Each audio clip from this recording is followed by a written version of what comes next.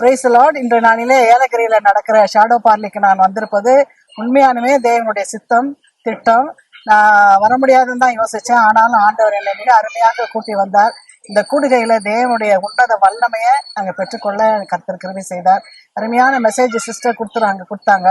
எல்லா சூழ்நிலைகளும் நம்ம எல்லாவற்றையும் பார்த்து நம்ம மன ரம்மியமா இருக்கிற மாதிரி நம்ம நினைச்சுக்கிறோம், எல்லாமே அனுபவிக்கிற மாதிரி நினைக்கிறோம். ஆனா நம்ம இடத்துல நிறைய நிர்விசாரம் காணப்படுகிறது. நாம் அலட்சியமாக இருப்போமானால் தேவனுடைய கோபாக்கினை நம்மேலும் நம் தேசத்தின் மேலும் வீழும். நாம் எதற்காக ஆர்மி ஆஃப் ஜீசஸ்ல ஒரு சோல்ஜரா வந்திருக்கிறோம் சொன்னா, இந்த தேசத்தை ஆளுகை செய்யவும், நம்மளுடைய இருக்கிற தொகுதிகளை பரிசுத்தப்படுத்தி அதை தூய்மையாய் காத்துக்கொள்ளவும் கர்த்தர் நமக்கு அந்த அதிகாரத்தை கொடுத்திருக்கிறார். நம்ம அந்த அதிகாரத்தை சரியான முறையில பயன்படுத்தாத போது தேவனுடைய கோபாக்கினை நம் மீதும் நம்முடைய இருக்கிற சூழ்நிலைகள் மத்தியிலும் வரும்.